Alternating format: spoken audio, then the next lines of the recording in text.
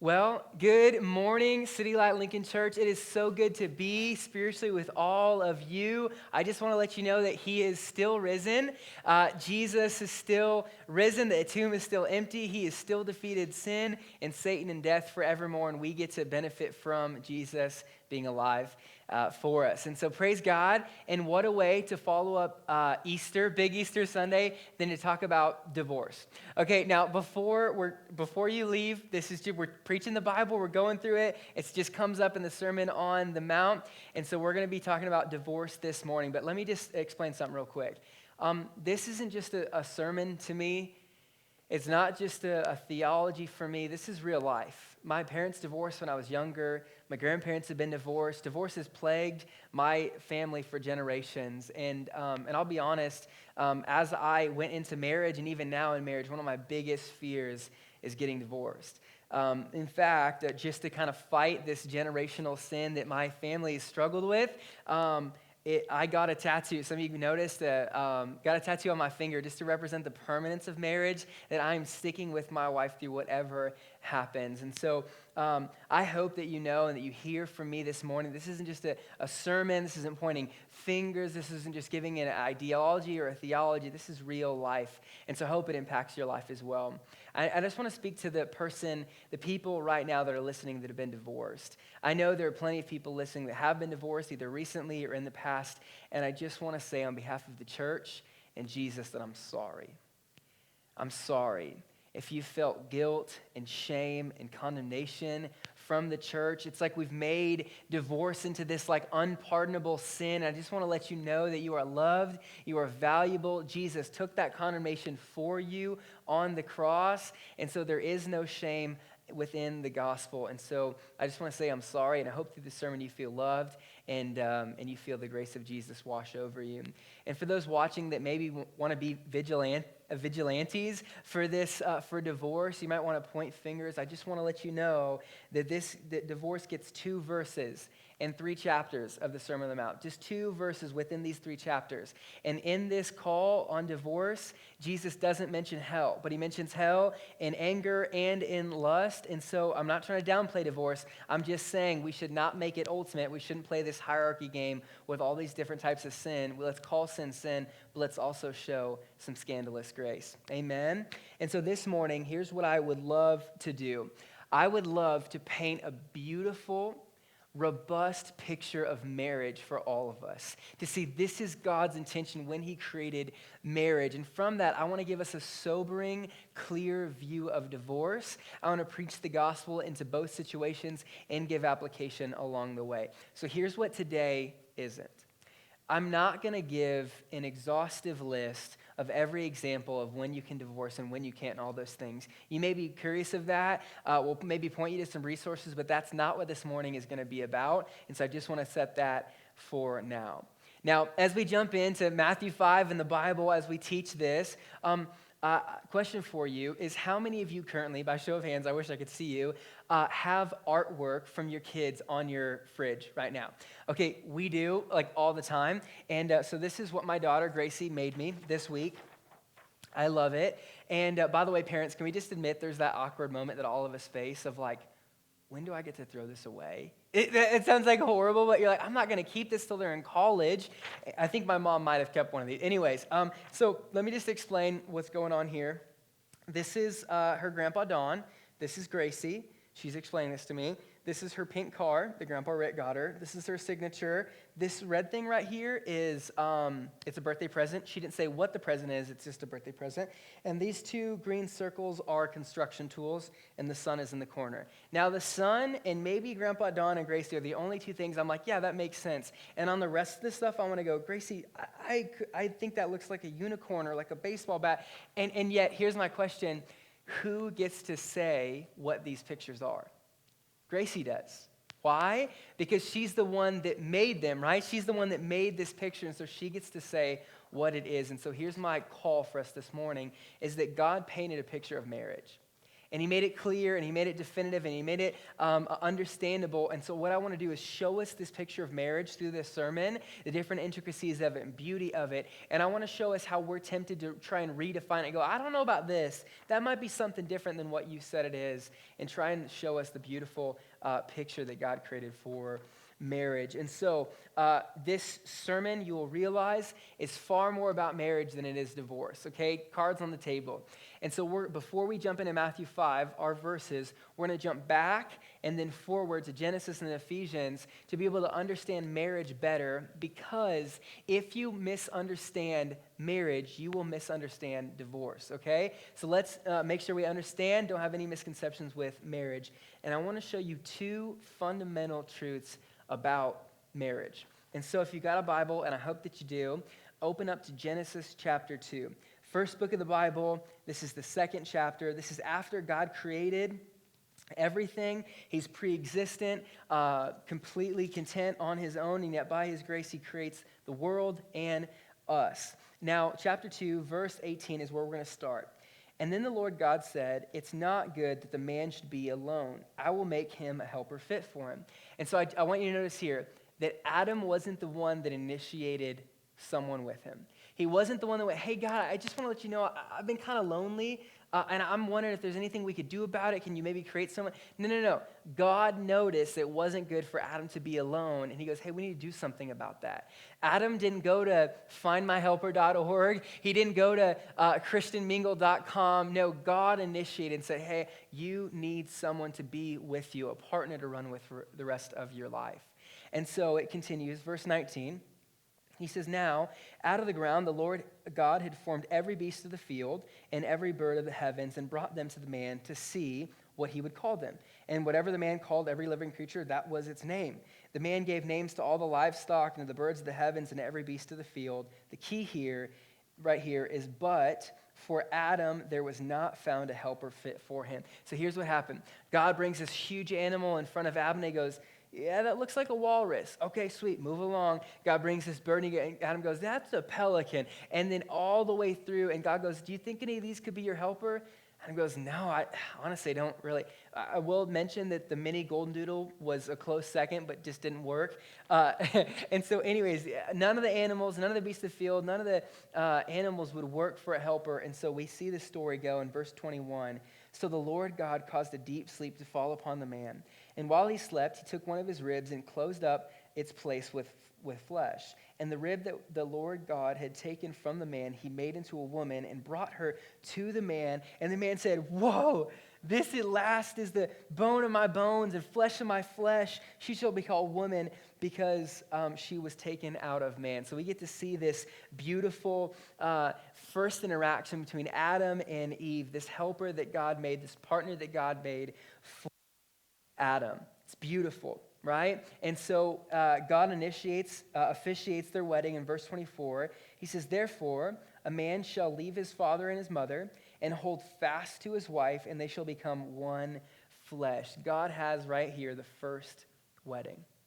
And he says, if you're going to marry, you're going to leave your mother and father. You're going to create a whole new family, not a branch off, but a brand new family. And second, you're going to hold fast to your wife, this inseparable bond where you're holding each other for the rest of your lives. And lastly, they shall become one flesh. So what was once two is now one, connected together. It's beautiful. And verse 25 says they were naked and unashamed. Let's go. Grace upon grace. This is the first honeymoon.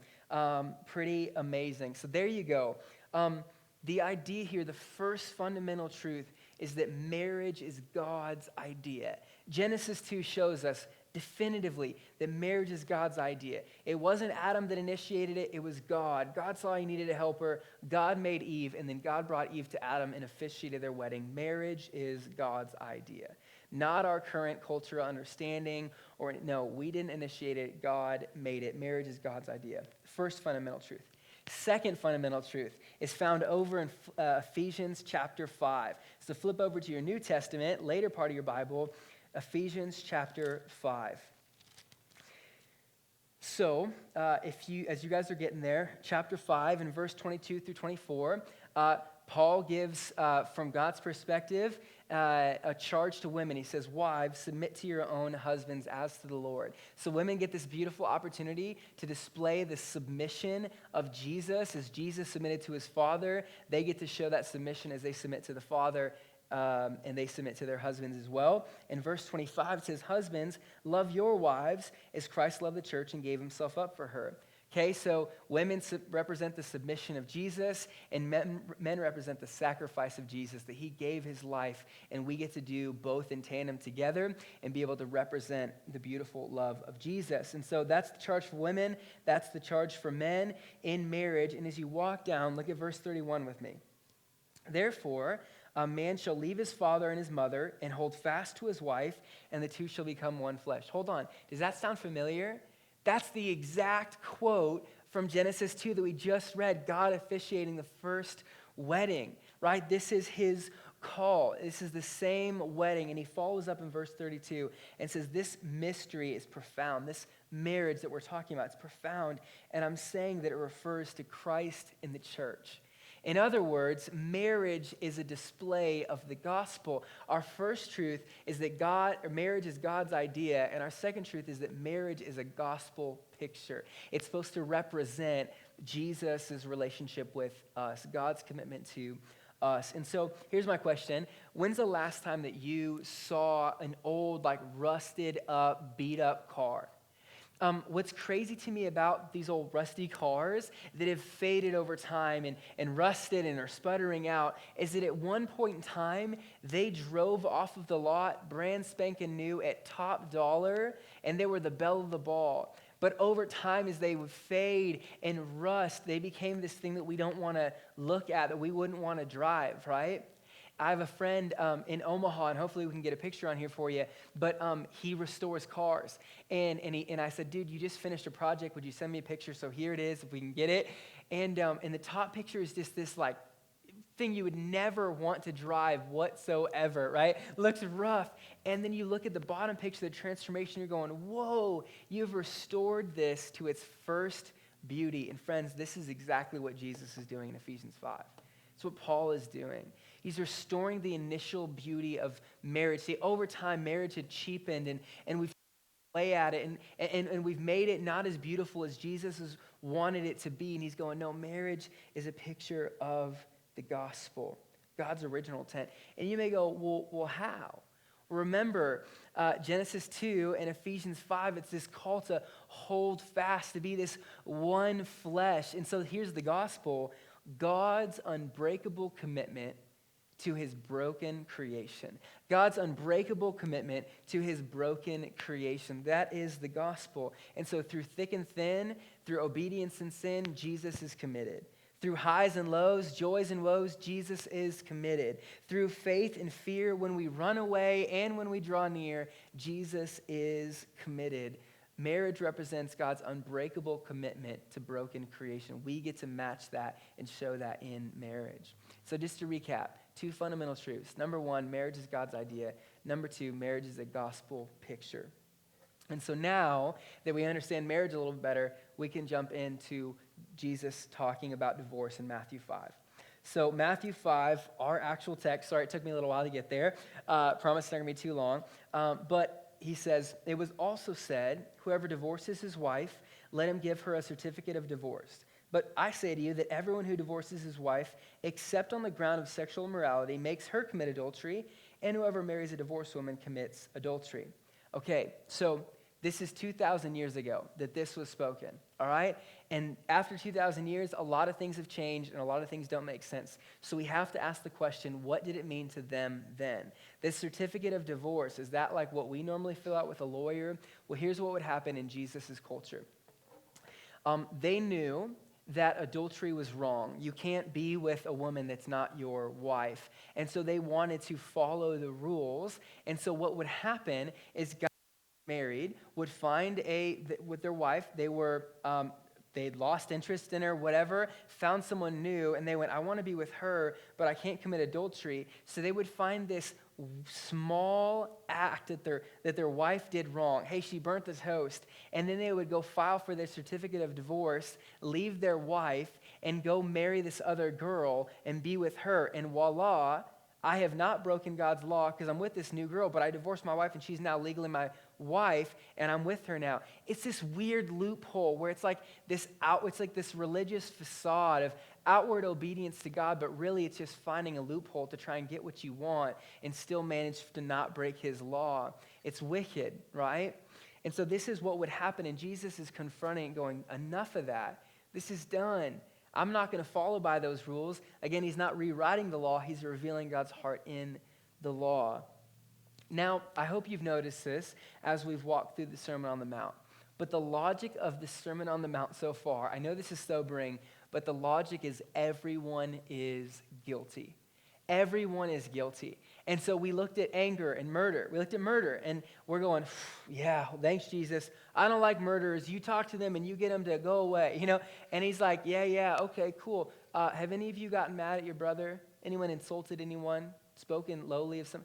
Oh, yeah. Oh, you're guilty of the same thing. It's the same vein, right? It's the seed that eventually sprouts. And then we talk about adultery, and I hate adultery, and I hate how it wrecks marriages and all that stuff. I've never committed adultery. I'm good with God. And Jesus goes, have you ever lusted? You ever looked at someone who's not your wife and thought about him in that way? Yeah.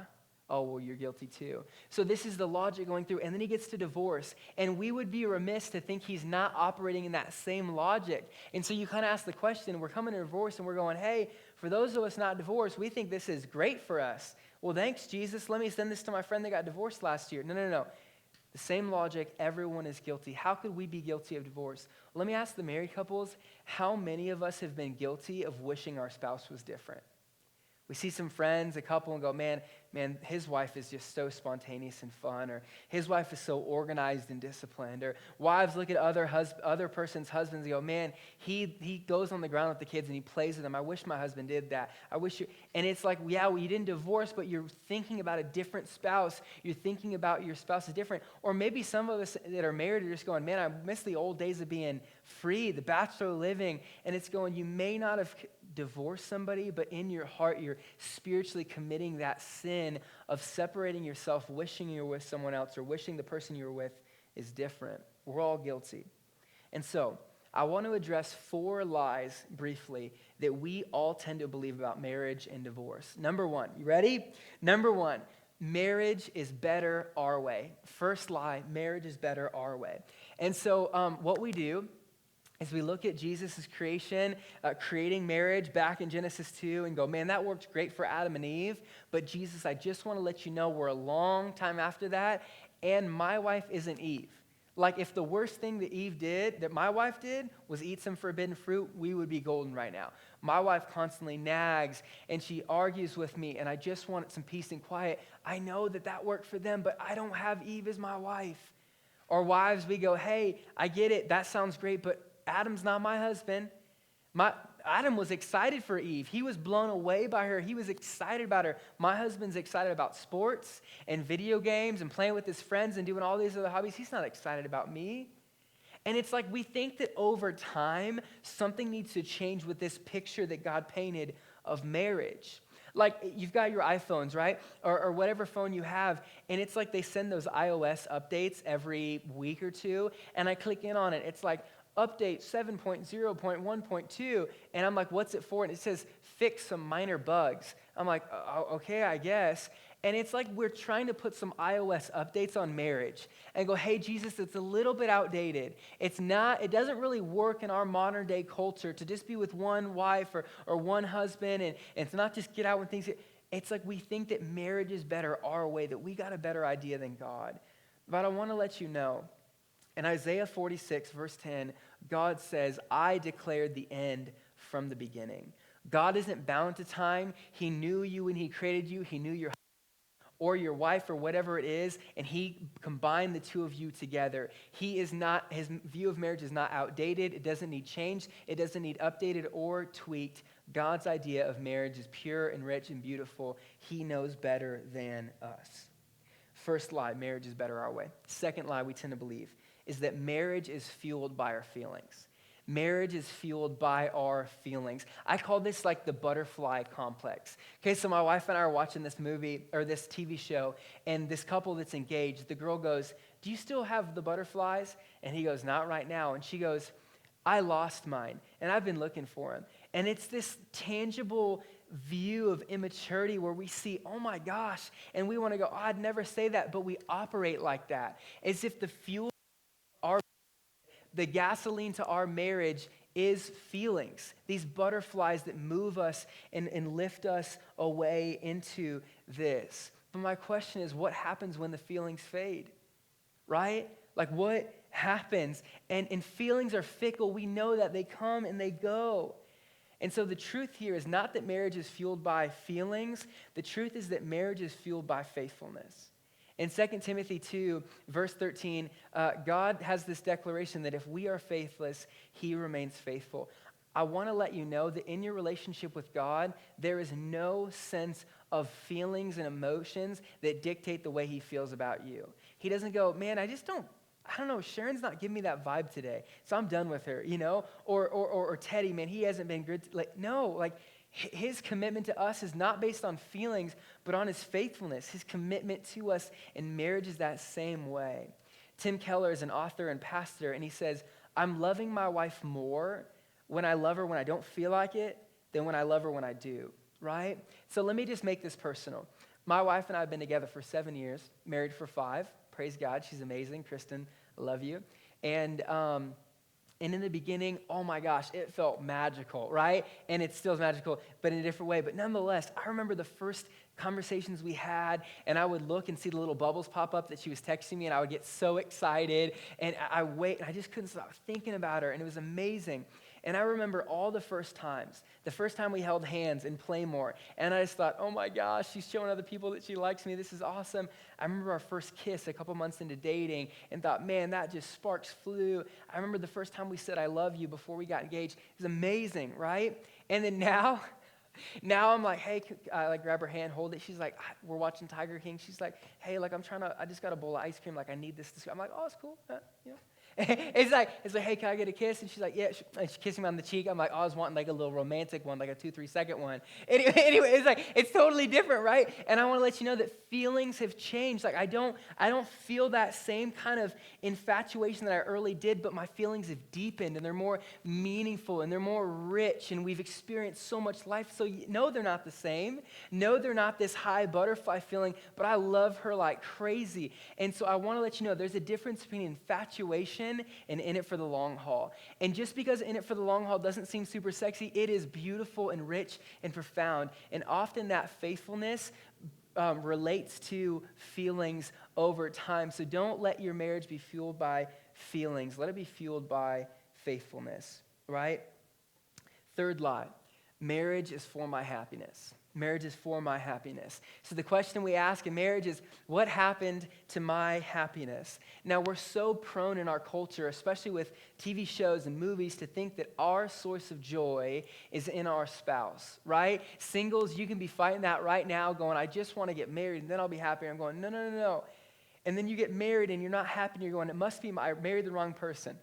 They must not be right. It's their fault that I'm not happy. Now, Mark Driscoll is a pastor in, I think, Arizona, and he says this is so profound. He said, just because you need a new marriage doesn't mean you need a new spouse. Let that sink in. Just because you need a new marriage doesn't mean you need a new spouse. See, in Ephesians 5, verse 26, that passage we were talking about, 26 talks about that a husband's supposed to sanctify his wife. That marriage is this sanctifying process where we become more like Jesus. It's softening all of our rough edges. And so marriage is intended not just for your happiness, but more importantly and more primarily for your holiness. Okay, so to have that paradigm shift, not for my happiness, but for my holiness, that I may become more like Jesus. And let me just explain this. Nothing good is easy. Like Oreos at 11 p.m. is easy. Kale isn't, okay? Like Netflix until midnight, binge watching something is easy. Early morning CrossFit is not. Anything good for us is hard. And marriage is that same way. It's hard, but it makes you more like Jesus. It's for your holiness. So, and then here's our fourth lie we tend to believe. Marriage is a conditional contract.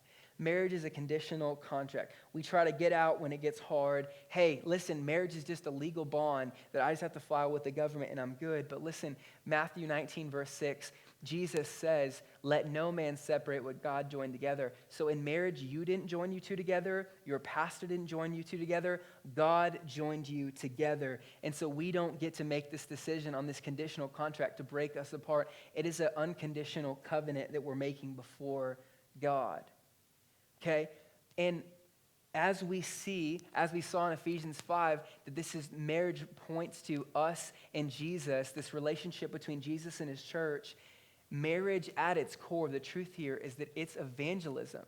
If we're going to believe this lie that marriage is this conditional contract, the truth is marriage is evangelism. Listen, your family at those get-togethers, they notice when you show grace rather than shove guilt. They see that happen. Your neighbors, they know how the world works. They know how their marriage works. And they see how you lift her up or you lift him up rather than pushing them down. And check this out. Your kids notice when you fight for each other. There's a college guy in our church, a major part of his story in coming to know Jesus is there was infidelity in his parents' marriage, and they fought for trust, and they fought to be together. And it was a picture of the gospel, and he ended up trusting in Jesus as a major part of seeing his parents do that. In Malachi 2, verse 16, God says that he hates divorce. Right? Strong language to look at this idea of divorce, right? And so you might go, why? Well, because what was created to display an unbreakable commitment between God and us is now broken. And if marriage is this evangelistic opportunity through our lives to show the world the gospel, if marriage is this the closest relationship we can have with someone on earth, with another human, then if we break that, it's like showing the world that God may also have a way out of his commitment to us. You can powerfully display the gospel by loving your spouse with an unbreakable love. And there's this story that strikes me in the Old Testament. It's a marriage and one of the most beautiful displays of the gospel. A guy named Hosea and a girl named Gomer. Hosea was a righteous man, and he goes to God and goes, hey, God, what do you want me to do? And God tells him, go marry Gomer. And he kind of checked. He's like, what?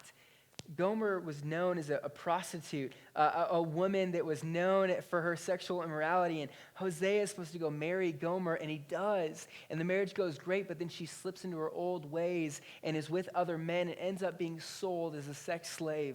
And Hosea goes to God and goes, God, what are you doing, man? You told me to marry her, and we have all our ideas about marriage, and this wasn't supposed to be that way, and this has been so hard. What should I do, God?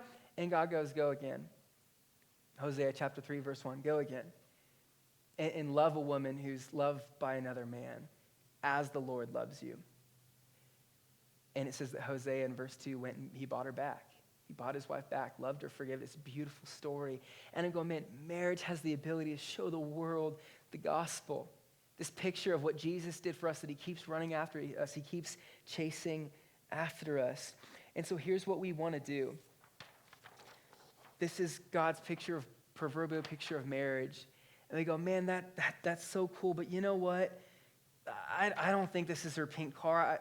I think this is a flower, and this is great, but I think this is a chainsaw. And you know what? I don't really like this part. I should do that. And so I'm just gonna kind of take that apart, and yeah, it looks better. And I'm gonna take this apart, and I don't really love this corner right here, so I'm going to take this. And what we're left with is just pieces of God's picture of marriage, and yet it's not full.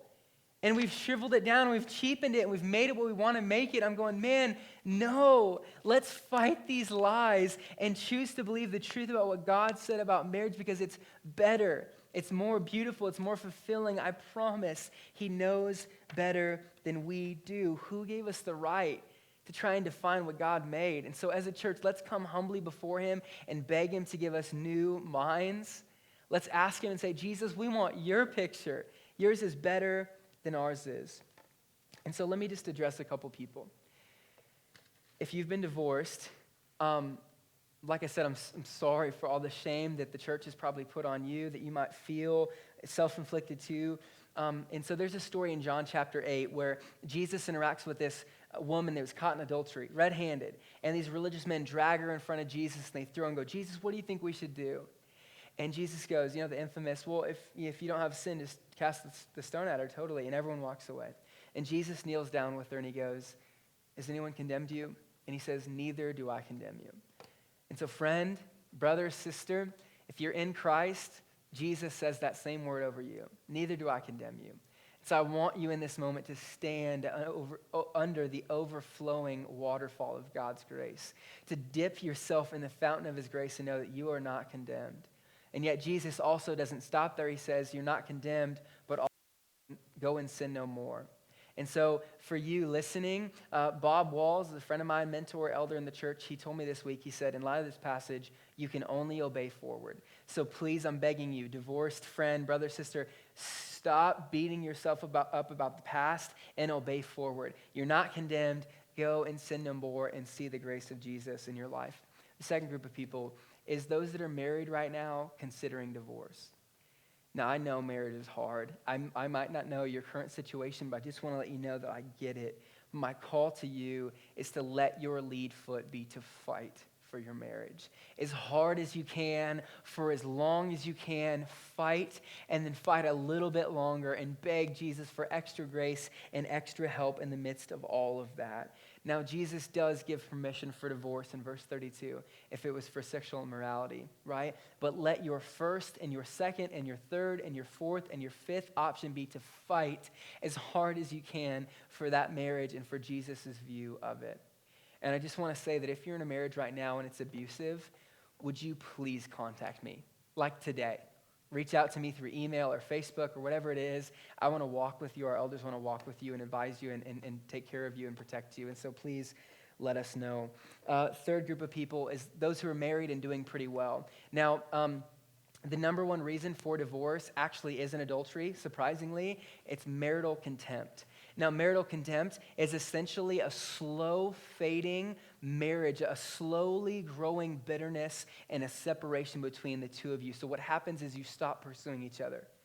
You stop flirting, you stop kissing, you stop cuddling, you stop and whatever it is, and then you just kind of slowly separate. And marital contempt is like this unresolved conflict where you just don't care to fight anymore. It's like, I'm just too tired to fight.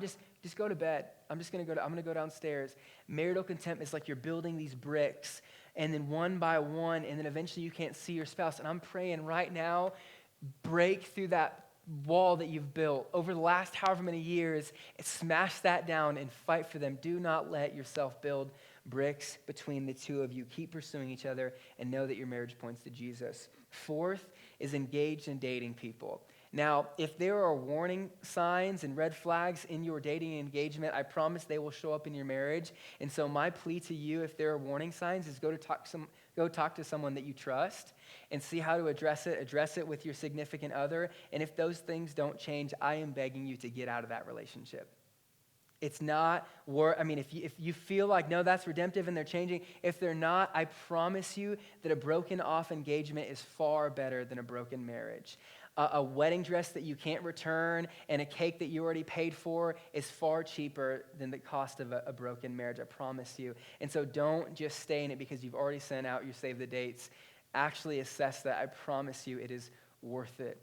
And if you're dating and engaged, also take this time to check, to know each other, to ask those hard questions. And last, for singles.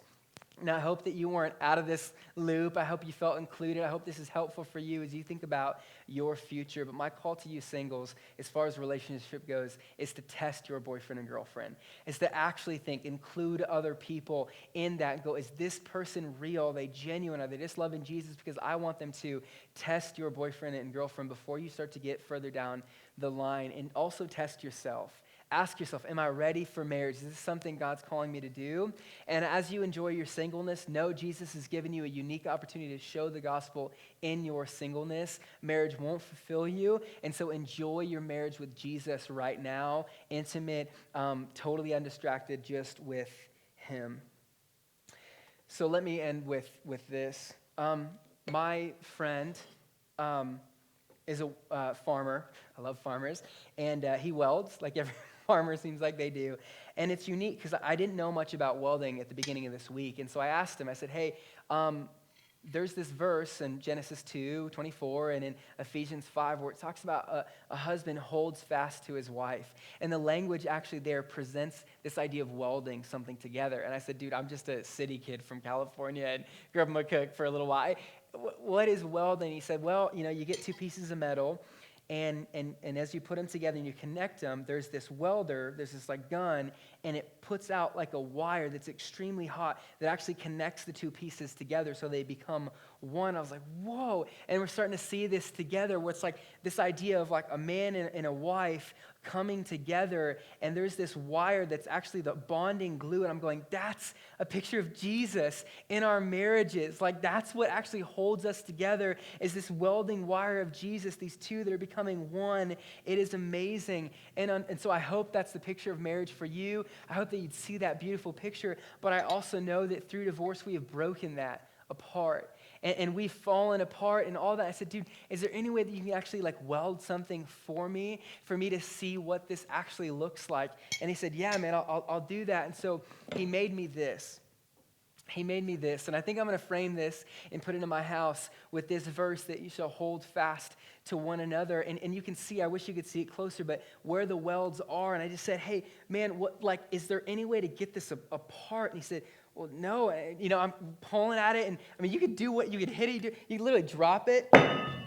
Like nothing is going to happen. And I just thought, man, our marriages may not represent this, but Jesus does. And so the last thing I want to leave you with is I know that you and I have been unfaithful. We have been Gomers to our faithful Jesus, Hosea, and yet nothing can separate us. Is that you may feel right now totally like you've separated yourself from him. You may feel drenched in sin, and yet this is the picture I want you to think about as you think about your relationship with Jesus. It is welded forever. There is nothing that can get in the way between you and Jesus. He is holding on to you, and our hope is not that we can hold on tight to him, but that he's holding on forever to us. And so take this in. Visualize this spiritually, that God is holding on to you in an unbreakable commitment between you and him. It is a marriage that divorce is not an option between you and Jesus. He is forever with you, no matter how unfaithful you and I are. So take in that good news, church. Let's pray. Jesus, would you be so gracious to help us? God, we just say that we want your picture of marriage.